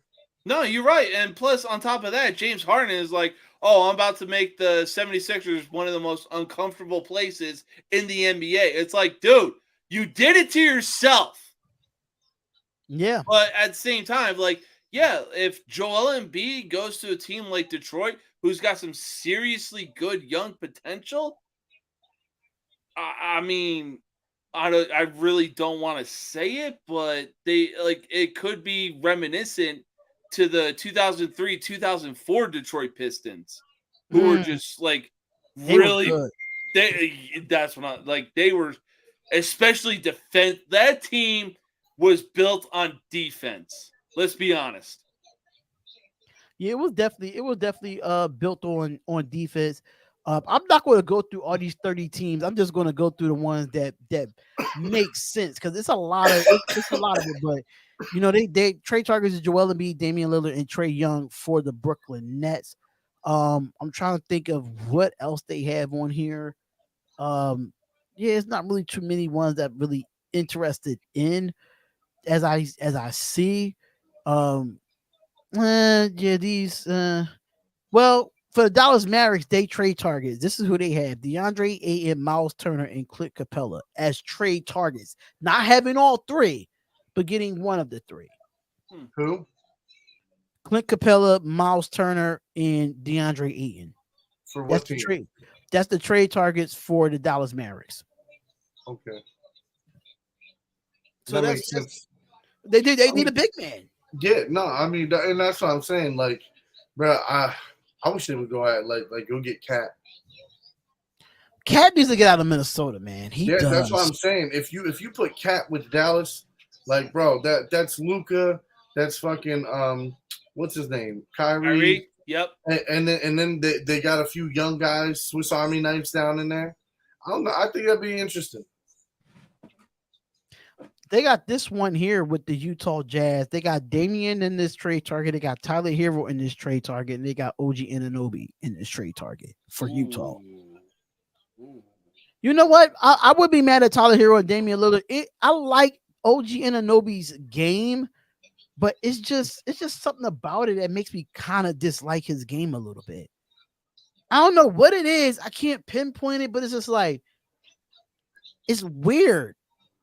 It's weird that I really can't pinpoint his game. Like you get that real mid feeling. Like it's real mid. It's like it's mid, but he plays at a high caliber for Toronto, but is mid in my position. Like I just can't. I can't be at the edge of my seat with OG Anunoby and be like, oh shit, is he going to take the last shot? I just can't get that type of energy with him. I just can't. Basketball Edit said, bro, for real, Minnesota fed everything up with the Rudy Gobert trade, and they're just stuck as a play-in team. Don't get me wrong, Anthony Edwards is a dog. I think he is a dog for Minnesota. But getting Rudy Gobert and having Cat, I think it was kind of useless to go out and get Rudy Gobert. I think that was useless of Minnesota to do. Yeah. I mean, if you would have if you really built a bench and built more around Anthony Edwards and Cat, I think Cat would not be in trade talks. No, absolutely not. I mean, honestly, there was one mock trade that I saw. It was like, what was it? I think sending Cat and Anthony Edwards to the Bucks, and the Bucks send Giannis and like a couple draft picks to the Minnesota Timberwolves. And even then it's their oh my god. I don't remember what it was, but like it definitely included Anthony Edwards, Cat, and Giannis Antetokounmpo. But at the same time, I think the Bucks kept Giannis. I don't know. I'd have to look it up. It was a mock trade. Here would be my dream. I know it won't happen, right? But here's my scenario, right? So you trade Harden for Giannis, get him over, right, to the Sixers. Okay, so now you got Giannis and Joel Embiid, right? Then you turn around, okay, you trade what's his name, the young one, Maxey. So you take Maxey, and you take what's his name, the small forward, Thomas Harris. Is it Harris? Tobias Harris. There you go. So you take them two, right? You package them up, and you turn around and you give them a couple picks, and you go get I honestly, personally, Damian Lillard. Try to go grab a Damian Lillard. But right? the Sixers is not trying to give up Listen. I didn't ask for your dreams, your dream scenario. I said my dream scenario. I just said Maxey. The Sixers is not giving them up. I'm not worried about no dream trade for Damian Lillard. You tell me you wouldn't like for Harris. I'm not saying me. I'm saying the Sixers round pick for Lillard. I'm taking him. I'm not saying it because I don't care what the Sixers do at this point. I'm putting Lillard on the floor with Giannis and Joel Embiid. Oh, lights out, baby. Oh, it's lights out. Oh, I got a question for that team though. It's called prime time. Yes, don't get me wrong. Don't get me wrong. I agree with that. It's gonna remind you of the Twin Tower days. What happened with this bench for the Philadelphia 76ers has been one of the worst benches in NBA. You just can't. I mean, yes, you have those three dominant players, but what does the rest of your role players look like? And that's been the problem with the Philadelphia 76ers because you don't have no role players there. Well, I mean that's on ain't the coach named Nick Nurse? Yeah, there you go. So it's his job. It's his job to get young guys in the facility to get and find the ones that match his system and employ them, and get rid of the ones that doesn't work with his system and don't understand his system and don't do well. You know what I'm saying? And that's going to take at least a year. I give him a year, but by this time next year, he'll have a decent bench lined up, and he'll be able to make some moves. But again, my dream scenario just dealt with that starting five, and out of that starting five, you could move around pieces that you currently have with the picks that you currently have, and you can make a trade like that. So you said Joel Embiid, Damian Lillard, and what was the third person? Giannis Antetokounmpo, which is it's a dream because that's definitely unrealistic. It's a dream. It's a dream. So I'm saying James Harden in a first-round pick. Who would be the last two in the starting five? You said what? Who would be the last two in the starting five? I mean, at this point, it don't fucking matter.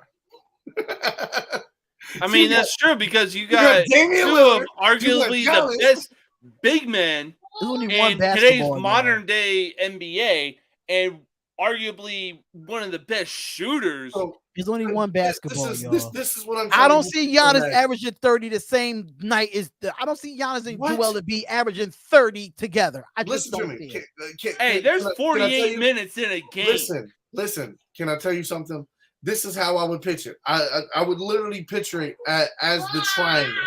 Okay, and no, Damian Lillard isn't the front of the triangle. He's this point. He's the outside point of the triangle. Right. The outside point is Joel Embiid. The inside point is Giannis. Right, so you turn around, right? You have Giannis bring the ball up, okay? Pitch it to Lillard, run whatever play you want, but essentially Joel Embiid plays in from the outside in. So essentially Giannis goes in, they go to tag team, block Giannis, don't let him get to the rim, right? He pitches it out to Joel, bam, he's in the paint. Turn around, he goes to pass it to Joel. Joel's not open, boom, he dips it out to Lillard. Lillard's going to wind up getting open on the perimeter. That's my only thing. No, it's not perfect, but that's the whole thing. Like, imagine being able to deploy any type of movement like that on a regular basis with those three guys that are what 40. They're all pretty much 40% shooters. Yeah, but I know Damian Lillard's going to want the ball in his hands. Joel's going to want the ball in his hands. Giannis going to want the ball in his hands. I mean, that's what I'm saying. It's only one basketball. That's going to be really, really tough. Not really. Not really. That's why it's a dream. That's why it's a dream. Because it would never happen. It's a dream for it to happen, but I'm saying though, you're telling me if those three guys were on the same team, you don't think that they would dominate? I think they would dominate, but this is what makes championship teams, right? You can have your big three, but if you don't have no depth, players does not win you a championship. It just doesn't. Look at the Miami Heat. It doesn't. That's why Eric Spoelstra gets the respect that he gets. Because even when he got Chris Bosh, LeBron James, and Dwayne Wade, you still got to look at the Ray Allens and the Mario Chalmers and the Udonis. You see, he built that team around them. The question is, will they build that team around those three? That's the problem with the Philadelphia 76ers as an organization. They don't build around their stars. Going all the way back to Allen Iverson. That's going all the way back to that. They don't build around their stars. Okay. You know what I should have said? The Bucks are going to trade Lopez and Holiday and a first-round pick for Joel Embiid, right? And then they're going to turn around and trade whatever else draft capital and go get Damian Lillard, and then they're going to play for the Bucks. Does that make it better? But who's the coach for the Bucks? Who's the coach? Who? I don't know. You tell me who the fucking coach is. I don't even know. Eric Spoelstra. Phil fucking Jackson comes out of retirement. I mean, if Phil Jackson comes out of retirement, if he comes out of retirement and go to Milwaukee, Phil Jackson's winning the championship. Listen. I know the show's about to be over, but I got to throw one more thing in here because only one team has never played on Thanksgiving. Which team is it? NFL. Oh, shit. One team that hasn't played on Thanksgiving? Mm-hmm. Is it the Jacksonville Jaguars? Yeah.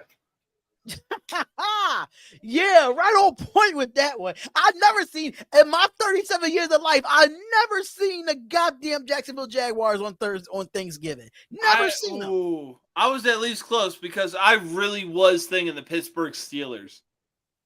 They played on Thanksgiving. All right. How many states? No, they did play on Thanksgiving against the fucking Ravens. Against the Mike Tomlin incident. Yeah. Oh shit. Okay. How many states do not have an NFL team? How many states that doesn't have it? Okay. Ooh, okay. So I know Iowa doesn't have a NFL team. That's one. Mm-hmm. Idaho doesn't have an NFL team. That's two. Montana doesn't have one. That's three. Maine. Yup, that's four. Vermont, New Hampshire. That's six. Connecticut, Delaware. Yup. Wait, do we have to really include Jersey though? Because Jersey, they play in Jersey, but they teams are New York. Does that count? They called the New York Jets and the New York Giants, but they play in Jersey. Does that count? Jersey don't actually have a football team. Okay, they're called the Dallas Cowboys, but they play in Arlington. A lot fucking easier than this. This should be a lot easier than this. I got 9 so far. So okay. Well, listen, I'm just saying, wouldn't it have been easier to subtract? That's what I thought. It would have been easy because there's 32 teams, but it's 50 states. So, but we know how many teams have multiple states. I mean, how many states have multiple teams though? So then deduce those. How many states are left? Well, I mean, okay, so we named 9 so far. Shit, 12.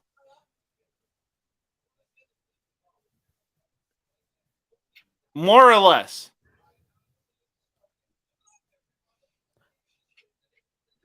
More. There's more than 12 teams. Is it close to 20?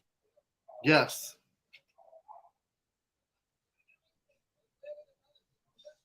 Is it between 15 and 20? No. Okay. Wait, is more than 20? Yes. 28 states. Okay. 28 states do not have an NFL team. Okay. I want to know what those states was. I don't have the list. Because we named 9 of them. Shit. Mm-hmm. We named 9. No, I mean, that's why I was thinking. I thought you guys were going to name off all the states with NFL, because that's what I have a list of. Right. What I don't have a list of is all the other states. So, all right. So automatically when I saw it, I was like, hold on. So I'm sitting here thinking, and I just automatically started subtracting all the states that was left over. And shit, that's can why we do the same thing for the NBA? I was gonna say, like, I'm about to go like up and down, starting from the West Coast. So we got Oregon. They definitely don't have an NFL team. They damn sure don't. All they got is Oregon and Oregon State. Yep. Idaho.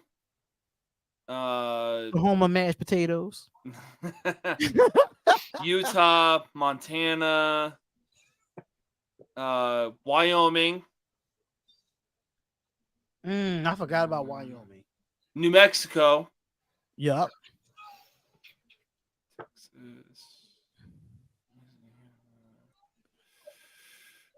I want to say Oklahoma. But that ain't Oklahoma in Texas? No, it ain't. Ain't it close to Texas though? It is, but it like Oklahoma sits on like the top of the panhandle. Alabama is a state that don't have a team. Yes, they do. Let's see. Vegas, obviously they got the Raiders. Yeah, we can't even talk about the state of California because they got everything. The state of California got every goddamn thing. But I know Delaware, Kentucky. Yep. Kentucky's another one. North and South Dakota. Maine, Vermont, New Hampshire, Virginia, West Virginia, Kentucky. No, Tennessee got a team. I'm sorry, I'm throwing Jersey in there. They just play in Jersey. They're not the New Jersey Giants or Jets. I'm putting Jersey in there. South Carolina. Mm-hmm. Alabama, Mississippi. Mm-hmm.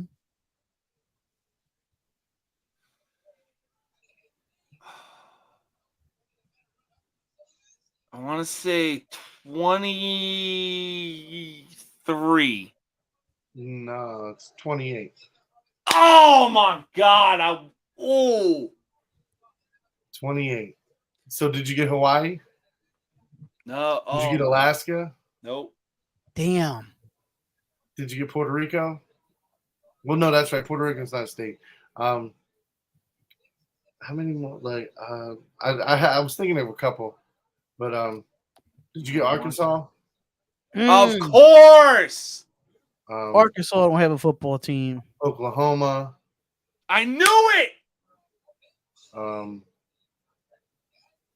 Yeah, there's a bunch of.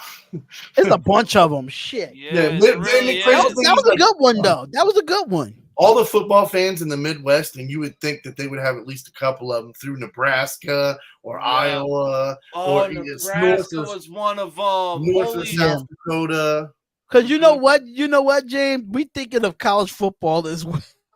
Well, no, I was more so primarily thinking of the NFL. I was like, okay, like the NFL is much like the NBA, top tier football. Like everybody gathers to be like, hey, I want to be a football player. Right. The NFL is that stage. Yeah. Absolutely. Okay. What quarterback has the most consecutive starts in history? The most consecutive starts in history? Because this changed a few times. Because I know Peyton Manning was one of them. I know Drew Brees was one of them. I think Brady was one of them at one point. At one point, like after his ACL injury. You're talking about just the year 2003. No. So the trivia thing I got is from 2023. Oh, so from 2003 beyond? No, it's from. It's all time. It's all time. The all time. But the trivia question was made this year, but it's an all-time question. I can honestly tell you, it's not Tom Brady. But I know Peyton Manning was up there. I know Drew Brees is Drew Brees. It's not Drew Brees. Eli. Nope, it's not Eli. No. Yeah, no, because he got bent. I think you guys are kind of working towards Geno Smith. But I'll say this: he played a long time in the league. What division? The only person that I could really think of outside of Drew Brees, Peyton Manning, and Tom Brady is Brett Favre. It's Brett Favre. That was a good guess. Yep. Come on. Yep. Cause yeah. Come on. Brett Favre played until he was like 50 years old. Damn it. He did. I'm honestly surprised he didn't turn to dust when he played the Giants in the 2007 NFC Championship game. He got smacked. It was cold that day. Let me tell you. Here's the last question I got for you. Okay. Which team had the longest winning streak in NFL history? Which team had the longest winning streak? The 72 Dolphins? Mm-mm. But this is all time. So outside of them being undefeated, I thought it would have been the Dolphins. Well, so I can tell you what it is they got a hot streak one year. Can you hear me? Was it? Yeah. Yeah. Okay. So they got in a hot streak at like middle of the season one year and didn't stop winning until all the way like late in the next year. So it's 1 year going into another year. Is it the New England Patriots? No. Is it AFC or NFC? It's AFC. Okay. So is it the Indianapolis Colts? Yeah. Let's go. That's the Peyton Manning era, ain't it? Yeah. Let's go. Yep. Just the Marvin Harrison and Edgerrin James and them boys. Yeah. Oh. Yeah. Oh, fuck. Who was that other receiver that they had? Reggie Wayne. Reggie Wayne. Thank you. Those two receivers and that running back made his MVP season. All right, fellas. I gotta go. My food is calling.